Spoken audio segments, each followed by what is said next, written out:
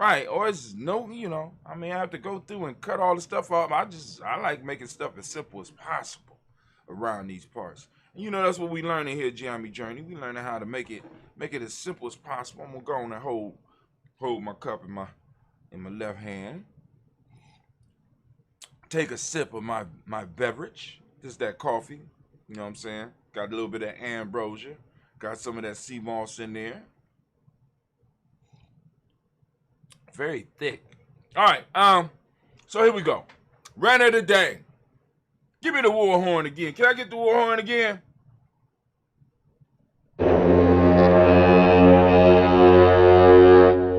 Simba, one day I'm gonna take a picture of you blowing that war horn. But anyway, the thought came to me, right? Because a lot of times, like, I was at camp with young people all weekend, and it's part of the culture that we have been coming up through, outside of the new cultures that we're building right now. Part of the American mythos was the whole escape mentality, and you still can see the escape mentality on a lot of our people. So the thought came to me because because some of the same people that are striving to escape or training their children to escape, you understand what I'm saying? I mean, because it's like we don't say it, but we're running from who we are. We're running from blackness, thinking that by us running and being able to outpace everybody else, we will be an outlier that will be sucked in to the supposed greater white society, and we will be able to live a better life, right? So the idea came to me on this Umoja Day that we can't talk about nor actually practice unity or practice Umoja if we're constantly in the escape mode. When I'm in escape mode, even when I'm participating in activities that are culturally related, I'm looking for the closest exit to me. Now, this not only complicates a person's life, but I'm also starting to believe that it brings on a certain sickness in the mind, right? Almost. I mean, it's. I guess it was described by W.E.B. Du Bois, that dual consciousness. You know what I'm saying? And it becomes dangerous, right? Because you'll start seeing people and you start seeing their offspring doing unhealthy things because deep down inside, they don't feel good about themselves. So they start doing things to sabotage themselves. They start doing things that are counter-cultural.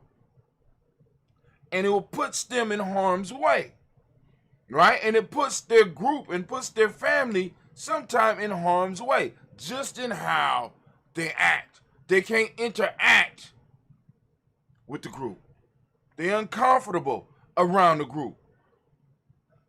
But yet they want to practice unity.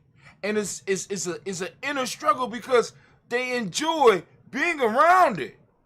But they really don't like it because they're not supposed to like it. They don't want to stay because they're not supposed to stay. We're not supposed to stay in our communities and stay in our neighborhoods or go and get something and bring it back. No, we're supposed to stay out. And how can we constantly talk about building and also be reflecting this idea of getting out to our children? They see they see the hypocrisy. They see the untruth being reflected right before their eyes, playing out right in front of their eyes. They could look around, they could see adults that are here or might be here because they have to, not because they want to. They ain't got nothing else to do.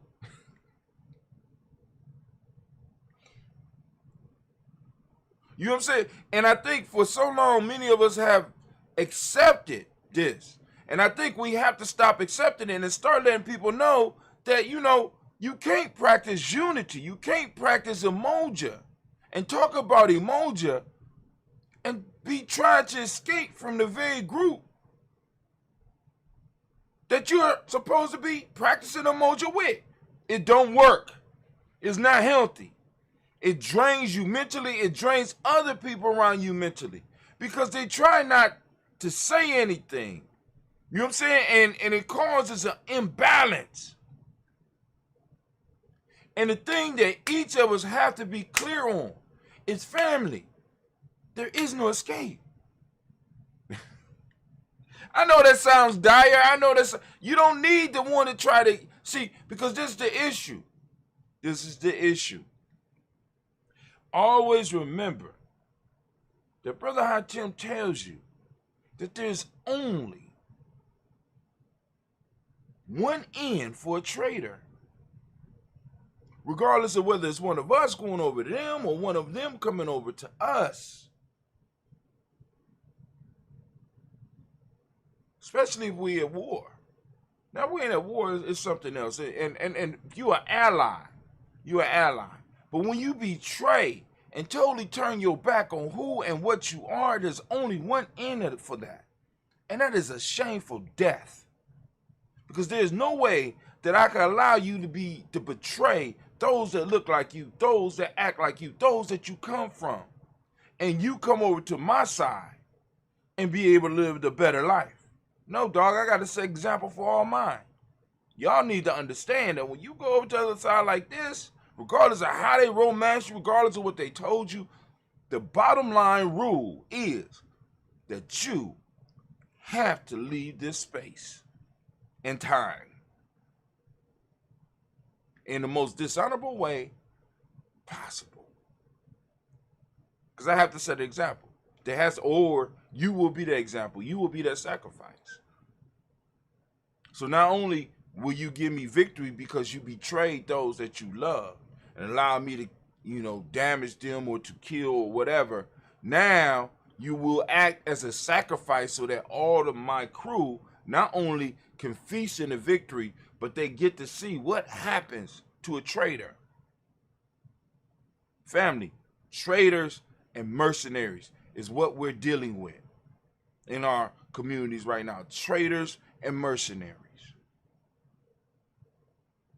Traitors and mercenaries. Everybody got a price. Everybody has a price, right? Everybody outside of our culture. Everybody's outside. You know what I'm saying? But you have to be aware of this. Everybody has a price. Especially those that's always talking about getting the bag, but they got prices. And when they got prices, they become very dangerous to the culture. They become very dangerous to us because they are letting us know that they will sell you out. They're letting you know. So family, let me go and wrap this up. I just want to stress that you cannot be about Umoja with the people and at the same time be plotting your escape from the very same people that you are plotting Umoja with. Don't work.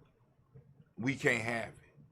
Matter of fact, when we start to sense somebody that don't really want to be around black folks with us, that don't want to be around our people, when you start sensing that, you need to go and start letting that person know and the group know that possibly this is not the place for them. Because they will not only destroy themselves, end up destroying themselves, but they will end up destroying you and your culture. Family, this is Brother Hot Tim. And as we say in Giami, I'm just going to let y'all know, you know what I'm saying? The war horn was sounded, he was warned. The weak need to get away.